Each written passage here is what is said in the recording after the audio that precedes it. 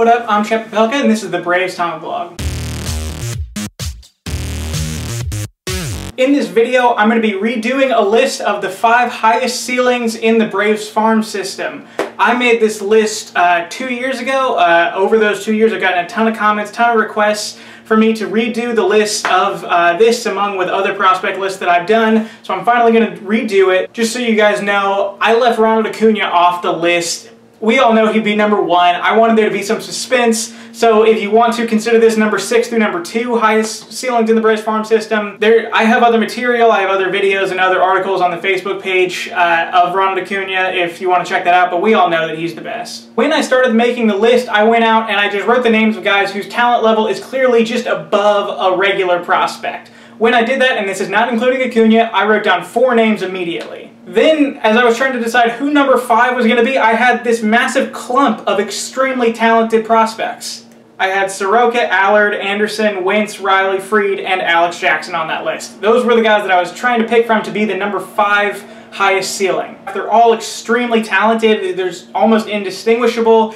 I have to choose one of them, so I'm going to go with Joey Wentz. It was super hard to go with Joey Wentz. I really wanted it to be Alex Jackson. I really hope that it turns out to be Alex Jackson. It's super hard to distinguish all of these pitchers, Soroka, Allard, Wentz, Anderson, Muller, Wilson. All these guys, are so hard to distinguish them based on talent. And it doesn't really matter because talent won't be what determines their success in the big leagues. They're talented enough to make it in the big leagues. It'll come down to other factors. Whenever I try to assess their talent, I always end up just edging Wentz out. I like Wentz. He's a lefty with a pure fastball and exceptional control, which, you know, those things never go together. We never talk about him, but, I mean, last year, while we were talking about all the other guys, he was busy going with 2.60 ERA in 131 innings at Rome. I mean, he was still killing it.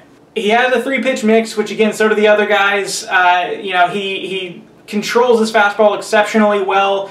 I don't know, I can't really defend this so much. It's clearly my bias, but it's, you know, it's the size, it's the left-handedness, it's the projectability, it's the pitchability. It's all there. Get in the comments, tell me why I'm wrong. The rest of these were really easy to pick. The only hard part was ranking them. Number 4, Kyle Wright. Kyle Wright was our 5th overall draft pick last year, and I'm ranking him as our 4th highest talent in the farm system. I gotta keep breaking this to tell you guys how good our farm system is. I said it in another video, I think that his floor is Mike Leake. I think his ceiling can be Max Scherzer, but he reminds me so much of Steven Strasburg. It's, you know, he's got the 4-pitch mix, which he obviously leads with a fastball that he can hit 98 on.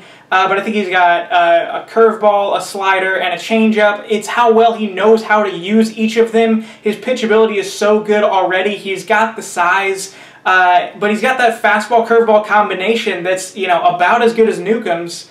In fact, I think it's better than Newcomb's because he's younger and he knows how to control it already. And assuming health, he's going to be in the major leagues so fast, whether it's this year, it'll probably be next year, no matter what, assuming health, of course. And given how projectable and how good he seems to have been continuing to be even beyond college, I can see a scenario in which he takes over the staff similar to the way Aaron Nola took over the Phillies staff. There's a ton of competition. Everyone has the talent to be our ace of the future. To me, this is the most likely guy to break Julio Teheran's opening day start streak. And I know that that's a little trivial, but I can see such a clear path by which he becomes the ace of the staff, provided that some of the other more talented guys don't take it from him. Number 3 is Toussaint, and if you see the other video, I had Touki number 2 years ago, so he's been dethroned by a couple guys, and it's absolutely nothing that Touki did wrong. We acquired Touki back in 2015 mid-season, so we're going on our 3rd year of Toussaint. In that time, we've gotten used to what to expect from him. He struggles out of the gate, his numbers are a little off, his control is off, he walks a bunch of guys, his ERA sits around 4, 5, or 6. Over time, about mid-season, he starts to get his control in line. He has some amazing starts. And then his numbers get back down and we get really excited about him again. Thus far, we've gotten exactly what we bargained for from Touki. We just took on a big contract in order to get him, which we've already paid off. So at this point, he's house money. We knew exactly what we were getting. We were getting an exceptionally talented pitcher that we were going to have a ton of patience with and do a ton of coaching for. You know, thus far, things are going exactly according to plan. he made it to AA last year, and he actually got a promotion without doing that great, but he actually did better after the promotion than he did before it. His numbers are better at AA than they were at High A. He's 21 years old, so he's not... To be a 21-year-old at AA is not bad at all. You know, it's not like he's on a super slow development curve or anything. It's only slow when you compare it to the 19 and 20-year-olds that are also on the staff with him at AA. But, you know, these are rich farm system problems. But overall, Touki's the same guy that he was 2 years ago. He's got an electric arm, he's got that fastball-curveball combination, he's slowly learning to control it a little bit better, he's handling batters and base runners a little bit better.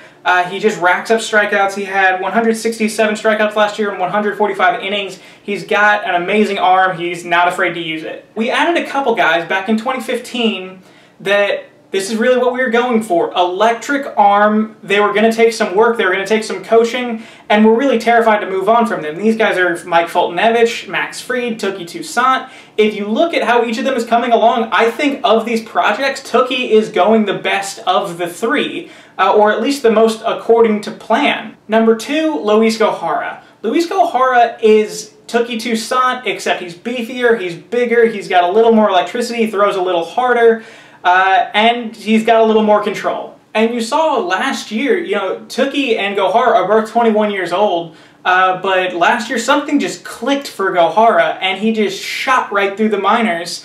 Went from High A to the major leagues where he pitched 29 innings very encouragingly. Now, it's not just the size that I say that Gohara is a higher talent than Touki. He has a 70 grade fastball and a 60 grade slider. But honestly, with how good his fastball is, he can legitimately get major league hitters out with just his fastball alone. Now, I'm not saying that he should do that, and he's not doing that. He should use his pitch mix, and he's been doing it, and he's been doing it pretty well from everything that I've seen. But, you know, even if he struggles, even if things don't go great, he still has that 70 grade fastball. As long as he's healthy enough to throw it, he will always have some place on a major league roster, even if it's just in the bullpen. And again, in that scenario, people get so upset whenever I talk about this, but let's say that he does 70 grade fastball, 60 grade slider with a serviceable changeup. If he does that, you know who he is? He's Craig Kimbrell, but he throws faster and he's beefier. And again, what he will ultimately offer us is options, because every time I bring up the idea of him going to the bullpen, people lose it, because they want him to be a starter, and I want him to be a starter too. He'll have more value. Obviously, he wants to be a starter as well. For one, if you get him to the postseason, I think that more than likely his value will be as a long man out of the bullpen in the postseason in particular. Every time I make comps for the guy, it always ends up being for a reliever. The way he throws, it reminds me of Andrew Miller, it reminds me of Zach Britton, and his pitch mix reminds me of Craig Kimbrell. That's just what he throws like, I'm sorry. And I could say a lot more about his size, about his projectability, about the unevenness of his weight. But honestly, I think I should just make a whole separate video about Luiz Gohara because there's so much to be said. So you guys can just take that as me saying Luiz Gohara, second most talented, technically third most talented player in the Braves farm system right now. Number 1 is Cristian Pache. And I don't know how to say his name. We'll call him Cristian Pache. I have treated him with a grain of salt for far too long. And it's clearly why I'm not a scout, and it's the reason that the Braves have such a great the great scouting department that they do, is that they can see the talent coming out of these guys like Pache and guys like Acuna before they hit a growth spurt and grow into the 5-tool players that they look like. I never would have seen it. You know, if you're a scout, it's easy. It's easy to recognize Miguel Sano and Kevin Maitan, the guys that are 6'2" when they're 16. But you know, the skinny ones that have these projectable bats, they have the speed, the ones that turn into the 5-tool players, they don't look like 5-tool players when they're 16. And when I look at what the Braves need in the future, I saw this talented player in Pache, but I was like, why do I need him if he's such a great center fielder? I have Ender Inciarte, I have Ronald Acuna, and frankly, if all he is a skinny guy that's going to steal 30 bases, maybe hit 300 if he does well, and that's about it. You know, I already have Ender Inciarte, I already have Ozzie Albies, I have Dansby Swanson. Why do I need another one? I want corner outfielders. And that's still true. Everyone has a Billy Hamilton, Albert Almora, Raul Mondesi. There's a ton of these guys all throughout the minor leagues. And again, that's what I thought. But I got to see him practice, I got to see him hit, I got to see him field. it never would have seen it on the stat sheet. This guy is on another talent level, a talent level up there with Ronald Acuna. He's a better fielder than Ender Inciarte, a Gold Glove winner. He's a better fielder right now. There's a lot of things saying Cristian Pache is the best fielder in the Braves organization. We found another one. As far as the power goes, I'm sure you guys saw he hit 2 home runs in the Future Stars game where he didn't hit any the year before, and I hadn't seen anything. I had just seen you know, the stats on him. There's no home runs. There's not even any like doubles that he was racking up or anything. The power's there. Oh my goodness. When I saw him practice, I saw 2 major things that turned my opinion about him, though. One, he's bigger than the 6'2", 185-pound listing that he's at right now. That guy's a lot bigger and a lot stronger than he comes off as on paper. Second, it's the sound on the bat. He's got the exit velocity, the power in his swing.